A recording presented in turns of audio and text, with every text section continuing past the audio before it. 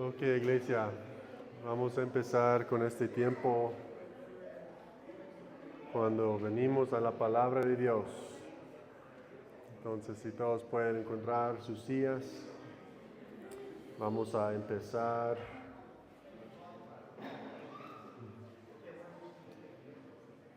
Bueno, por favor, iglesia, abran sus Biblias en 1 Corintios.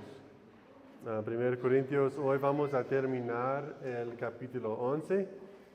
Y este pasaje, iglesia, es único. Es único porque inmediatamente después de escucharlo, vamos a tener la oportunidad de ponerlo en práctica.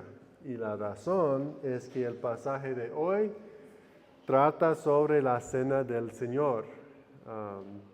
Así que vamos a aprender lo que enseña la Biblia sobre la cena del Señor y después vamos a participar juntos en la cena del Señor. ¿Suena bien? ¿Todos me están siguiendo? Ok, muy bien. Vamos a orar primero porque hoy vamos a dividir nuestra escritura en 3 partes y vamos a hablar de cada una separada. Así que primero oremos. Padre Celestial, te amamos, te alabamos por quien eres y por lo que has hecho por nosotros. Te damos gracias por enviar a Jesús a este mundo para vivir la vida que nosotros no podríamos vivir, para morir la muerte que nosotros merecíamos y para resucitar de entre los muertos, venciendo al pecado y a la muerte, dándonos esperanza de vida eterna. Gracias por darnos la ordenanza de la cena del Señor, para que nunca olvidemos estas hermosas verdades, para que examinemos continuamente nuestros corazones, estemos unidos como un solo cuerpo y hagamos todo a la luz de la cruz. Ayúdanos a entender tu palabra esta mañana y protégeme del error. Te amamos, te alabamos y te pedimos todo esto en el nombre de Jesús. Amén. Ok, iglesia, ¿todos tienen sus Biblias abiertas? 1 Corintios, capítulo 11. Vamos a empezar con versículos 17 al 22. 1 Corintios, capítulo 11, versículos 17 al 22. Y vamos a leer todo juntos. Dice: pero al darles estas instrucciones no los alabo, porque no se congregan para lo bueno, sino para lo malo. Pues en primer lugar, oigo que cuando se reúnen como iglesia hay divisiones entre ustedes, y en parte lo creo, porque es necesario que entre ustedes haya bandos, a fin de que se manifiesten entre ustedes los que son aprobados.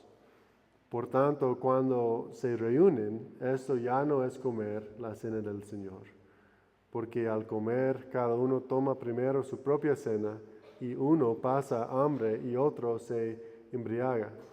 ¿Qué? ¿No tienen casas para comer y beber? ¿O desprecian la iglesia de Dios y avergüenzan a los que nada tienen? ¿Qué les diré? ¿Los alabaré? En esto no los alabaré. Ok.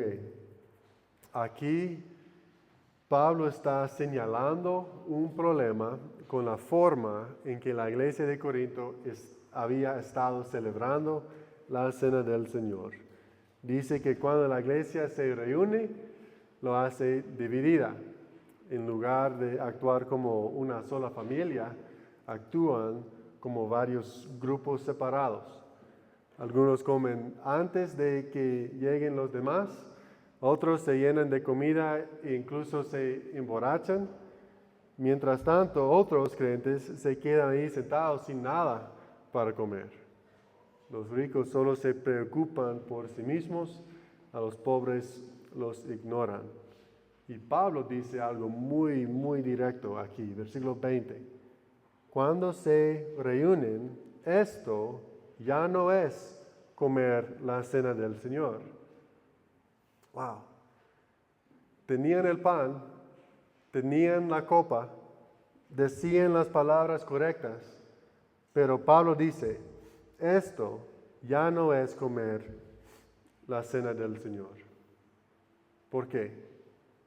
Porque no entendían su propósito. Iglesia, la cena del Señor no es solo pan y jugo, es un símbolo de Cristo y fue ordenada por Dios para los que comen el pan y beban de la copa. Es una comida familiar. Cada vez que celebramos la cena del Señor, estamos declarando o proclamando que todos pertenecemos al mismo Salvador. Tenemos el mismo Padre, tenemos la misma esperanza, hemos sido salvados por la misma gracia. Así que cuando la iglesia está dividida, cuando los creyentes actúan con egoísmo, orgullo o favoritismo entre unos a otros, están en contra de lo que la cena del Señor debería representar y el Evangelio en sí mismo. De hecho, Pablo ya mencionó esto un capítulo antes. En 1 Corintios capítulo 10, versículo 17, dice, puesto que el pan es uno, nosotros que somos muchos, somos un cuerpo, porque todos participamos de aquel mismo pan. Piénsalo, iglesia. Hay muchos creyentes de diferentes edades, con diferentes personalidades, de diferentes orígenes, con diferentes historias, pero un solo cuerpo. El pan, entonces, nos recuerda que hay un solo Cristo y como estamos unidos a Cristo por la fe, estamos unidos unos a otros. Una pregunta para todos. ¿Alguna vez han visto un rompecabezas al que le falta una pieza? ¿Sí? Tal vez pasaron mucho tiempo haciéndolo y cuando llegaron al fin había un espacio vacío. No se veía bien, ¿verdad? O tal vez hayan visto un equipo en el que todos quieren ser la estrella. Nadie pasa el balón, nadie trabaja en equipo. ¿Qué pasa? El equipo no funciona, ¿verdad? Dios no diseñó a su iglesia para que fuera así. La diseñó para que fuera un solo cuerpo. En el próximo capítulo veremos cómo Pablo habla de que la iglesia es como un solo cuerpo, formado por partes diferentes. Algunos son manos, otros son pies, otras son ojos, otras son oídos, pero cada parte es diferente y todas las partes encajan y cada parte necesita a las demás. Por eso, iglesia, la cena del Señor es algo que hacemos juntos, como iglesia. Toma un momento y marca en sus Biblias cuántas veces dice este pasaje, versículos 17 al 34, dice, ¿se congregan o se reúnen? Toma un momento para contar cuántas veces podemos ver estas frases, ¿se congregan o se reúnen? Solo en estos 18 versículos. Porque el contexto de todos los versículos son de la cena del Señor. Entonces, ¿cuántos hay?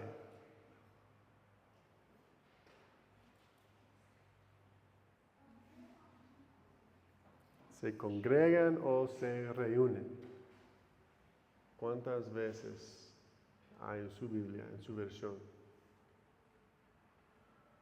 ¿Alguien? ¿O estás buscando todavía.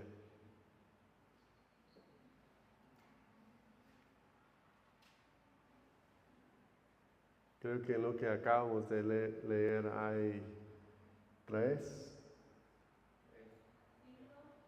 5 en total. 3, Sebastián. 1. Bueno, en mi Biblia, en el NMLA, creo que hay 5 veces. 5 veces que Pablo usa la frase se congregan o se reúnen. Lo repite una y otra vez mientras habla de la cena del Señor. Entonces la vida cristiana no está diseñada para vivir solo. Jesús no solo salvó a personas individuales, creó un pueblo para sí mismo, compró una iglesia. Así que cada vez que nos reunimos, nos recuerda que el cristianismo no es solo tú y Jesús, es Cristo y su pueblo. Ahora, ¿eso significa que siempre vamos a estar de acuerdo en todo? No. ¿Significa que nunca habrá malentendidos? Definitivamente que no. Todas las familias tienen momentos en los que necesitan perdonarse unas a otras. Pero el Evangelio nos enseña a hacer precisamente eso. En Efesios 4:3, Pablo dice, esforzándose por preservar la unidad del Espíritu en el vínculo de la paz. Esforzándose por preservar la unidad del Espíritu en el vínculo de la paz. Wow. Y no dice crear la unidad. Cristo ya la creó con su muerte y su resurrección. Nuestra responsabilidad no es crearla, es protegerla, conservarla, vivir como si fuera verdad. He oído decir a alguien que cuanto más cerca estamos de Cristo, más cerca debemos estar unos de otros. Voy a decir otra vez, cuanto más cerca estamos de Cristo, más cerca debemos estar unos de otros. Bueno, yo quiero hacer algo para demostrar esto y necesito 4 voluntarios para hacerlo. Gaspar, vi tu mano primero, y Omar, y tal vez Wiseman, si puedes ayudarme. Y otra persona, necesito a alguien de este lado porque todos están en este lado. ¿Quién de este lado quiere ser un voluntario?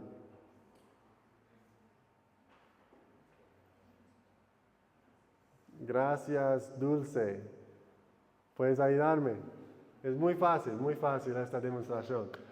Ok, si todos pueden, o quiero que cada uno de ustedes se vaya a una esquina diferente en este espacio. Entonces, Gaspar, aquí por favor. Omar, aquí por favor.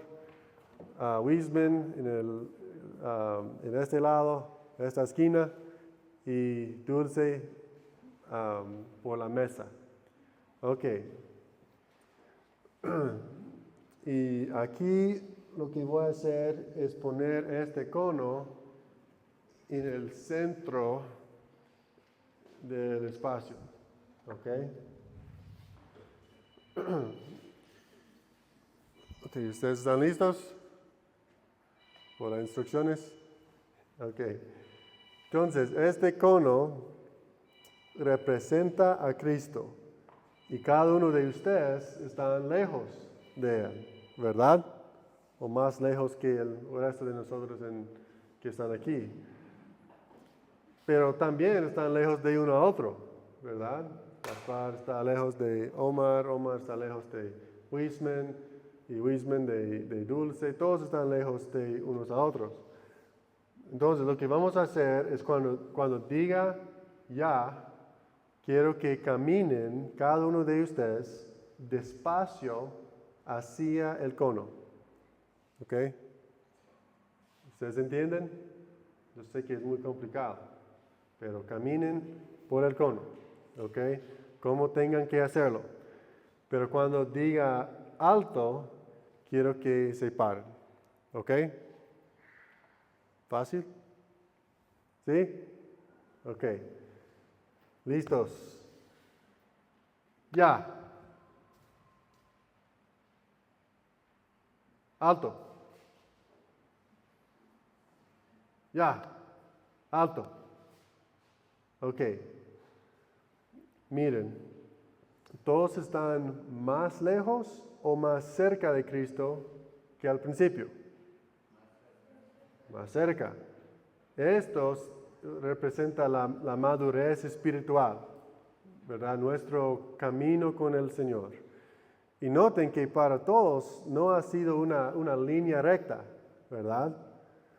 Han tenido que evitar sillas, mesas, gente, pero están más cerca de Cristo que al principio. Ahora, ¿están más cerca o más lejos unos de otros que al principio? Más cerca. Gaspar es muy cerca de Omar ahora y también Wisman a Dulce, todos están más cerca de uno a otro. A medida que nos acercamos a Cristo, naturalmente nos acercamos también unos a otros. Ese es el punto. Y algún día, iglesia, estaremos plenamente en la presencia de Cristo y perfectamente unidos unos a otros. Pero hasta entonces Dios nos ha dado la ordenanza de la cena del Señor para recordarnos de esa unidad. Okay. Gracias a ustedes por voluntad. Gracias, Omar.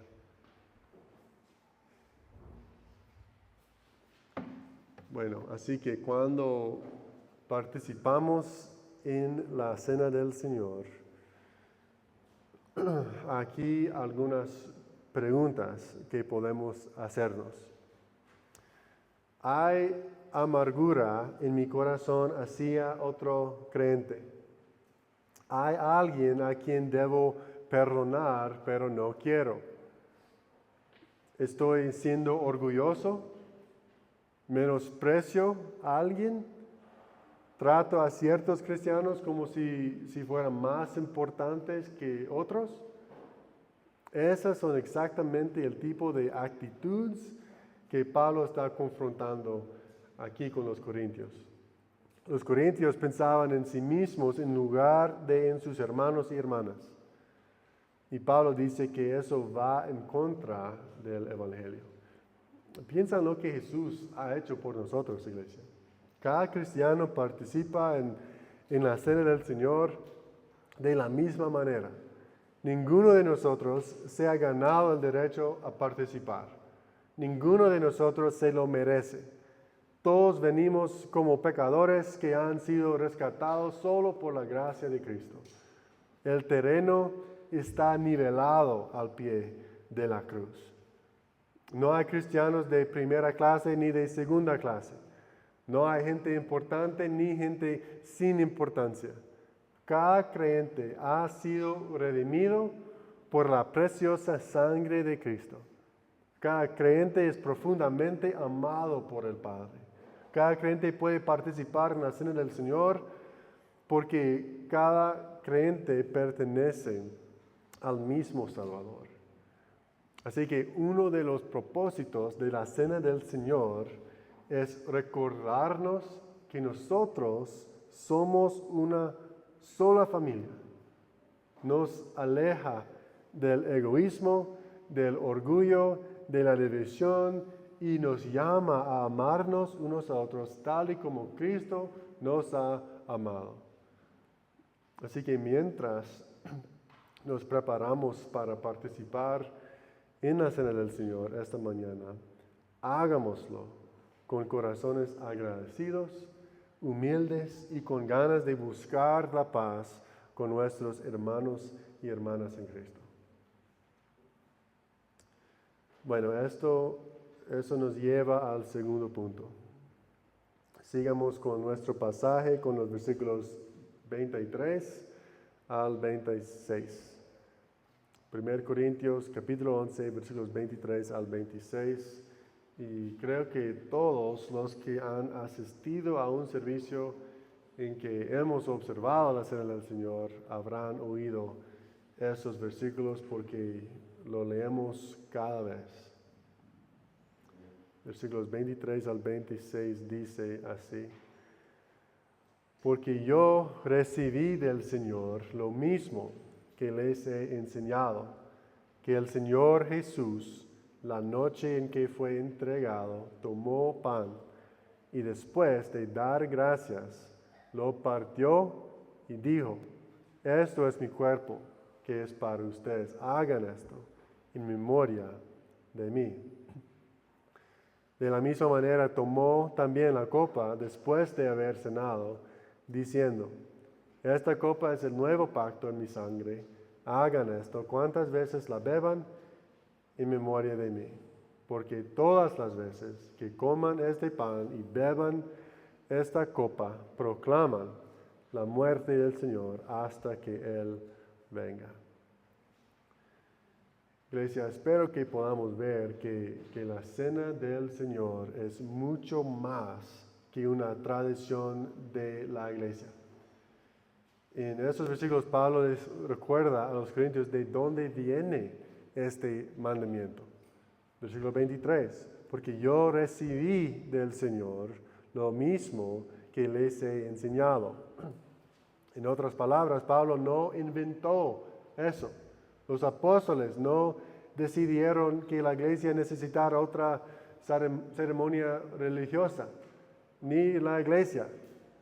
Esta ordenanza vino directamente del propio Jesús, aquel que murió por nosotros, por nuestros pecados, es también quien le dio a su iglesia esta ordenanza, este mandato. Y debido a que viene de Cristo, deberíamos recibirla con gran reverencia y alegría. Entonces Pablo nos lleva de vuelta a una noche muy específica. El Señor Jesús, la noche en que fue entregado. Piensa en eso. La noche antes de que Jesús fuera detenido, golpeado, burlado y crucificado, reunió a sus discípulos alrededor de una mesa, sabiendo todo lo que estaba a punto de pasar, y pensaba en ellos. Los preparaba, los consolaba, les daba algo que seguirían practicando mucho después de que Él volviera al Padre. Pablo dice que Jesús tomó el pan, dio gracias, lo partió y dijo: esto es mi cuerpo, que es para ustedes. Pues esas palabras son preciosas. Para ustedes. Jesús no murió simplemente como ejemplo, murió en nuestro lugar. Su cuerpo fue entregado por nosotros. Su sangre fue derramada por nosotros. Él recibió el castigo que nosotros merecíamos para que pudiéramos recibir la justicia que nunca merecíamos. Isaías capítulo 53, versículo 5 lo dice así: pero Él fue herido por nuestras transgresiones, molido por nuestras iniquidades. Cada vez, iglesia, que tomamos el pan, recordamos que nuestra salvación se pagó con la propia vida de Jesús, con su cuerpo en la cruz, tomando nuestro lugar. Según Pablo, después Jesús toma la copa y dice: esta copa es el nuevo pacto en mi sangre. Bajo el antiguo pacto se ofrecían sacrificios una y otra vez porque el pecado requería la muerte. Pero todos esos sacrificios apuntaban hacia Jesús. Su sangre hizo lo que la sangre de los toros y las cabras nunca pudieron hacer. A través de su muerte, Dios estableció el nuevo pacto, en el que nuestros pecados son perdonados por completo y ya no se recuerdan más. No hay nada que podamos añadir a la obra consumada de Cristo o algo que podemos hacer para ganarlo. Ahora vean lo que Jesús repite 2 veces. Hagan esto en memoria de mí. Hagan esto en memoria de mí. Ahora, eso significa algo más que simplemente recordar un evento histórico. Se trata de centrar intencionadamente nuestros corazones y nuestras mentes en la obra salvadora de Dios para que esa obra conforma nuestra forma de vivir. ¿No es cierto que somos propensos a olvidar? Ya lo cantamos antes. La canción Manantial de toda gracia. Cantamos pronto a andar lejos de Cristo y alejarme de mi Dios. Nos distraen el trabajo, la familia, las responsabilidades y las dificultades de la vida. Y por eso, en su bondad y soberanía, Jesús nos dio esta ordenanza para traernos continuamente de vuelta a la cruz. El pan nos recuerda su cuerpo, la copa nos recuerda su sangre. Una y otra vez la cena del Señor nos llama a recordar el Evangelio.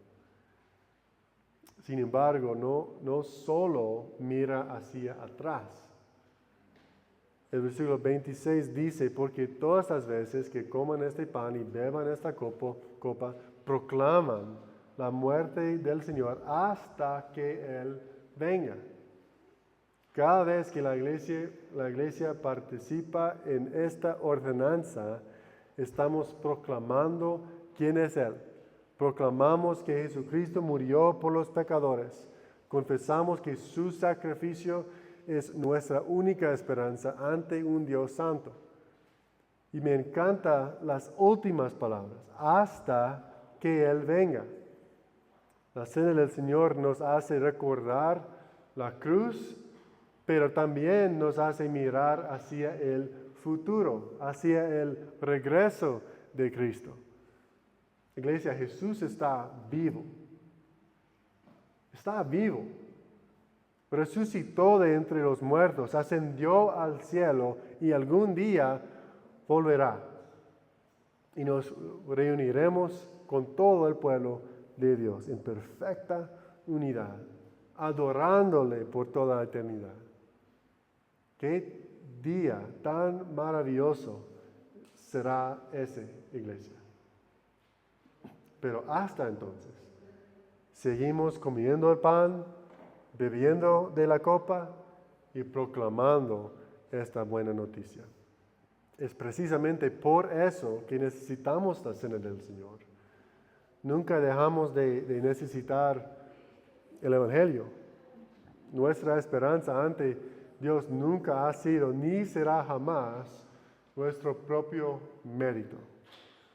Descansa por completo en la obra consumada de Jesucristo. Así que cuando participemos en unos momentos, acerquémonos con corazones agradecidos. Recordemos la cruz, regocijémonos en nuestro Salvador y esperemos con alegría el día en que estaremos con Él para siempre. Y por fin, pasamos a los últimos versículos de nuestro texto, los versículos 27 al 34 del capítulo 11. Vamos a leerlos juntos. De manera que el que coma el pan o beba la copa del Señor indignamente será culpable del cuerpo y de la sangre del Señor. Por tanto, examínense cada uno a sí mismo, y entonces coma del pan y beba de la copa. Porque el que come y bebe sin discernir correctamente el cuerpo del Señor, come y bebe juicio para sí. Por esa razón hay muchos débiles y enfermos entre ustedes, y muchos duermen. Pero si nos juzgáramos a nosotros mismos, no seríamos juzgados. Pero cuando somos juzgados, el Señor nos disciplina para que no seamos condenados con el mundo.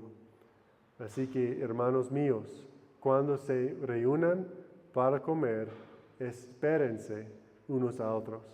Si alguien tiene hambre, coma en su casa, para que no se reúnan para juicio.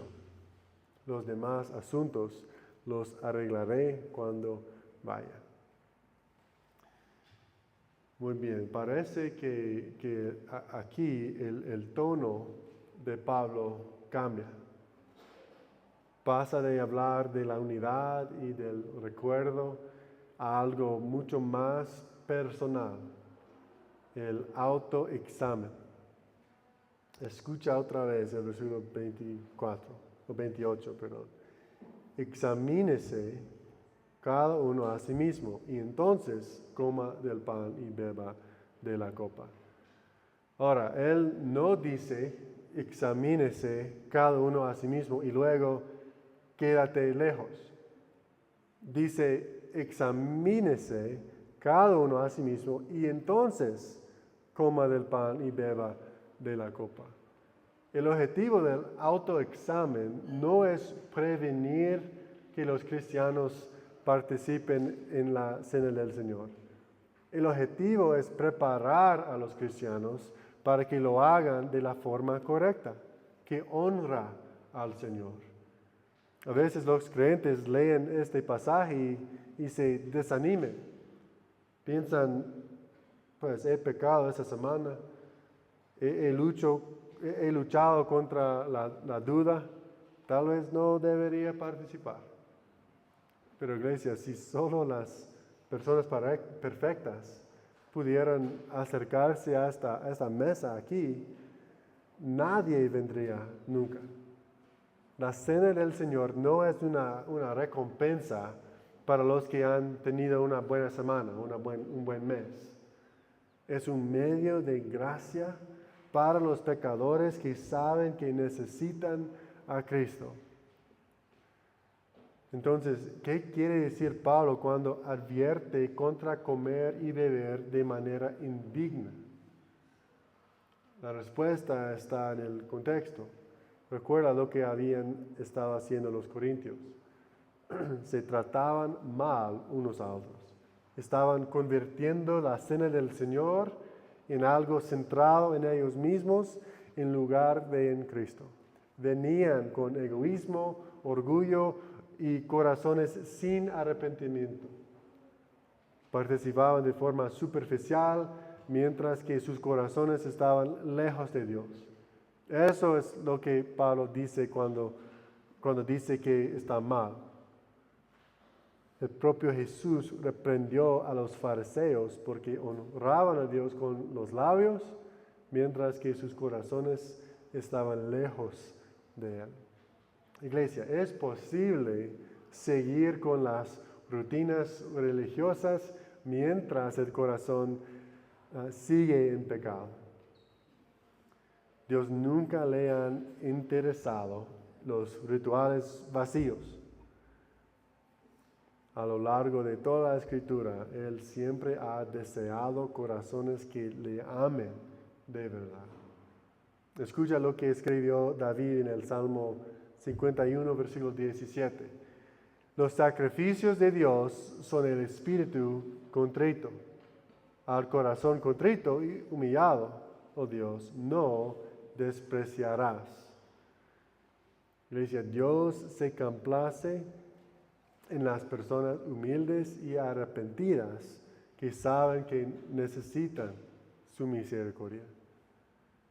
Por eso dice Pablo que debemos examinarnos a nosotros mismos antes de comer el pan y beber de la copa.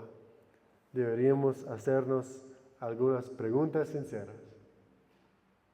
¿Confío solo en Cristo para mi salvación?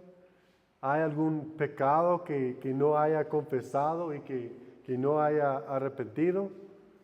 ¿Guardo rencor hacia otro creyente? ¿Vengo con gratitud o solo hacerlo por hacerlo? ¿Considero el sacrificio de Cristo como algo precioso o como algo cualquiera? El autoexamen consiste simplemente en pedirle a Dios que nos revele lo que hay en nuestro corazón. Otra vez mira a David. Él oró en el Salmo 139, versículos 23 y 24. Escudriñame, oh Dios, y conoce mi corazón. Pruébame y conoce mis iniquidades. Y ve si hay en mí camino malo, y guíame en el camino eterno.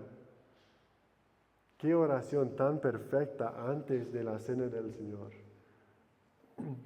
Le estamos pidiendo a Dios que nos revele lo que no siempre podemos ver por nosotros mismos.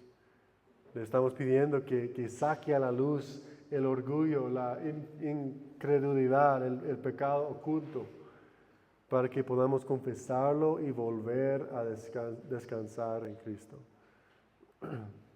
Así que, iglesia, mientras celebramos la cena del Señor esta mañana, y siempre debemos tomar en serio este mandato.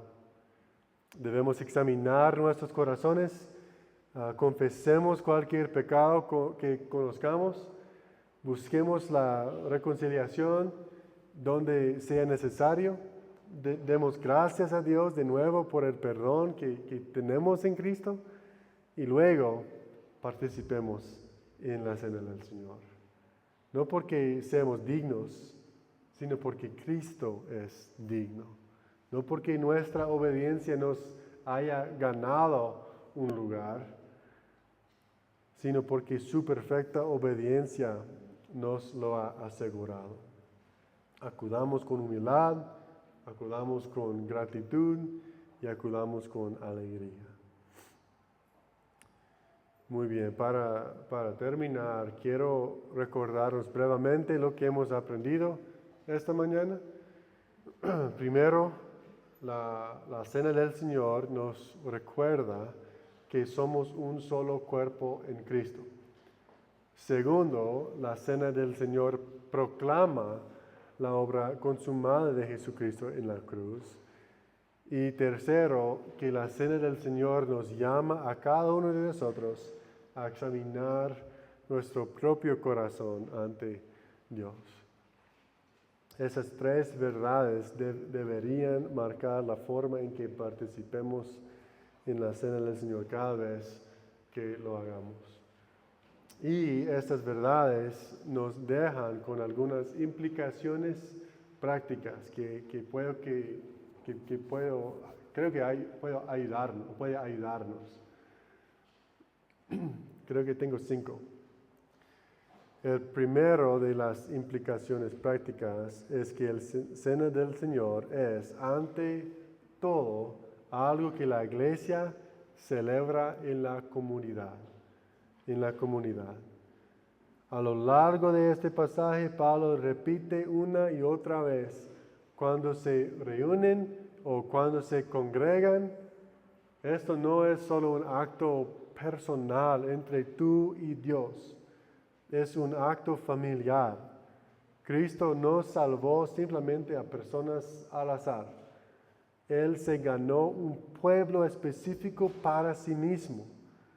Así que cuando nos reunimos y participamos en la cena del Señor, estamos declarando que pertenecemos a Cristo y que nos pertenecemos los unos a otros. Y esta es una hermosa imagen del Evangelio. Segunda implicación, solo los creyentes deben participar en la cena del Señor. Es para aquellos que se han arrepentido de sus pecados y han puesto su fe únicamente en Jesucristo para su salvación. Si estás aquí esta mañana y nunca has confiado en Cristo, estamos muy agradecidos de que estés aquí. Siempre serás bienvenido y durante este momento puedes observar, pero según la Escritura es mejor para ti no participar. No es porque queramos excluirte, sino porque queremos honrar el sacrificio de Jesús y el significado de la cena del Señor. Número 3. Este es un momento para la confesión de nuestros pecados. En unos momentos, mientras participamos, quiero animar a cada uno de nosotros a pedirle en silencio a Dios que examine nuestros corazones. ¿Hay algún pecado que debamos confesar? ¿Hay alguien a quien tengamos que perdonar? ¿Hay orgullo, rencor o egoísmo que hayamos estado guardando? Porque si es así, iglesia, hay perdón. Hay perdón en la cruz, en el sacrificio de Jesús. Este es el momento de confesar nuestros pecados y de recibir perdón por ellos. 1 Juan capítulo 1, versículo 9 nos recuerda, si confesamos nuestros pecados, Él es fiel y justo para perdonarnos los pecados y para limpiarnos de toda maldad. Cuarta implicación. Este es un momento para recordar lo que Cristo ha hecho por nosotros. Recordar su vida perfecta, recordar su cuerpo quebrantado, recordar su sangre derramada y recordar que nuestros pecados han sido pagados por completo, que nuestra aceptación ante Dios no se basa en lo que hayas hecho esta semana o en tu vida, sino en la justicia perfecta de Cristo que tienes por la fe. La cena del Señor nos lleva continuamente de vuelta a la cruz porque nunca dejamos de necesitar el Evangelio. Y luego la implicación final. Este es un momento para mirar hacia el futuro. Cada vez que comemos este pan y bebemos de esta copa, proclamamos la muerte del Señor hasta que Él venga. Un día, iglesia, ya no recordaremos a Cristo a través de símbolos, porque lo veremos cara a cara. Un día nos reuniremos en perfecta unidad, en presencia de Jesús, y lo adoraremos por toda la eternidad. El pan y la copa nos recuerdan que este mundo no es nuestro hogar. Un día Jesús volverá. Pero hasta que llegue este día, seguimos obedeciendo el sencillo mandato que Cristo le ha dado a su iglesia. Nos reunimos, tomamos el pan, tomamos la copa, recordamos su sacrificio, confesamos nuestros pecados, nos regocijamos en su gracia y esperamos con alegría su glorioso regreso. Iglesia, qué regalo tan maravilloso es la cena del Señor. Ojalá nunca la veamos como una simple tradición. Al contrario, ojalá la recibamos con reverencia, con gratitud, con humildad y con gran alegría, porque nos lleva una y otra vez hacia nuestro maravilloso Salvador, Jesucristo. Amén. Amén. Muy bien. En este momento vamos a participar en la cena del Señor y Brock va a venir y nos va a guiar en este tiempo juntos.